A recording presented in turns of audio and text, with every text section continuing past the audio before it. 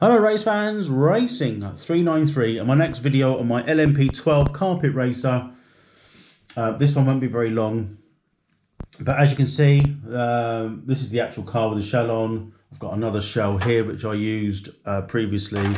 This is my original shell which I first started with, and I've got a new shell here which is the Super Rad, just been homologated to be used in the BRCA 112 LMP carpet scene. So we're going to be putting this new shell on. It's not going to be a video of doing that because I've done one before, and it's not a how-to video because there's different ways people would do this. But just quickly, so this is the original body shell I used.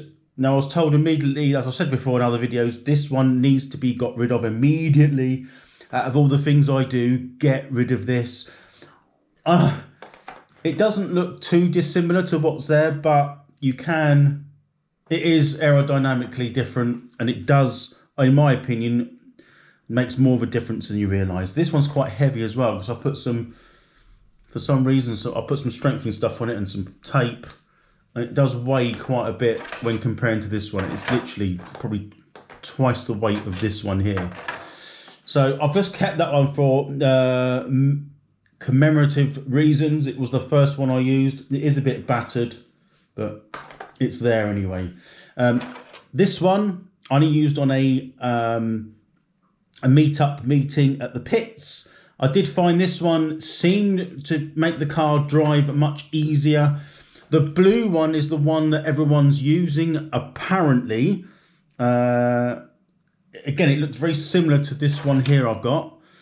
And the one that you see here in the plastic bag, this is the new one by Super Rad, and the one that's just been homologated. So that's the one I'm going to fit to the car today. Like I've said, I'm not going to go through the processes and show you what I'm doing because we all do it differently, and I don't do it perfectly by any stretch. So I'm going to crack on. The next time you see this car, it will have the new shell on. I haven't got the paint yet, it's on order.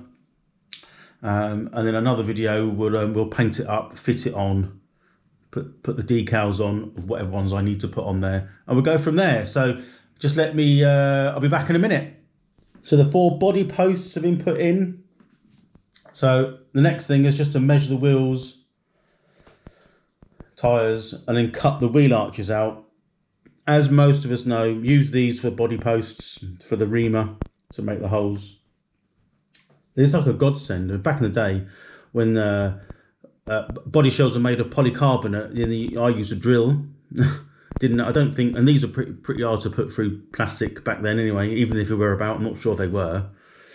But these make life so much easier, even though you can still muck up. So you've got to be really careful when you mark the 4 points, thinking laterally, like it's going straight down, not in at an angle, depends on the face.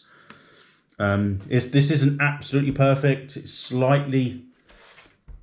a bit of tension there, not much. It doesn't twist the shell. It does fit right, so I'm happy with that. So I'm just going to cut these out now. Using the new tool I have, which I've done a video on. So yeah, I'm going to crack on with that. Shouldn't take me too long, and I'll be back showing you when it's basically like it is with wheel arches cut out. And there we have it. It's done, as in fitted. Took about 45 minutes, not long at all. The wheel arches are sort of kind of over the wheels. As I haven't trimmed fully yet on the edges, on the back sort of, what is that? The back of the shell. I know a lot of them when I've seen, but especially when I was at the meeting earlier in the year, they tend to keep this bit on. So I won't trim too much away. But it will need a little bit of trimming. The other side's okay. I mean, as you can see here, it's fairly square. I mean, I think the shell itself might be a little bit springy. And I think these wheels here, this front wheel is a little bit further in than I wanted it. The shell wanted to go that way a little bit. I'm pretty sure I did line it up, but it is slightly out, which is annoying. But it is, I don't know, not my strength. But it's probably fitted better than the other two I've got. I know you can't see it, it's a clear shell in it, so it doesn't mean anything. And it looks pretty much the same as anything else I've got. So the colour will be here soon. It's going to be one colour. I'm not going to mess around trying to do I was going to do 2 colours. I still might. I don't know yet. These are like translucent. So these ones are painted in kind of like a translucent blue, translucent red. Just to be different. This one isn't going to be that colour. It's going to be a completely different colour. And I might do it in a sort of a 2-tone shade. I might. But anyway, that's that done. So that'll be the next video will be the paint, the fitment of obviously the shell on there properly, any stickers that I might put on there. These tyres and wheels and tyres are going to stay on the car. It's pretty much as I used it last time I went out in it. And then it's the 15th of October. That's the meeting, the RC meeting that I'm going to. It's organised by Gavin at RC Kicks. When did I go? Earlier in the year. Was it earlier in the year? I think it was. Middle of the year or something. Can't remember. June. I don't remember now. And that was good. But I'm only going to take this because for me personally, it's just a case of getting used to driving this, perhaps with a different axle, because I've got like a solid axle. I'm not planning on putting that in yet. I want to try it with the ball diff and then the solid axle, which I'll probably build when I'm at RC Kicks meet up. And then we'll try the different shells. Well, at least this one, the blue one and the red one, hopefully. Depends how many outings you get. I think you get more than 3. So anyway, that's the end of the video.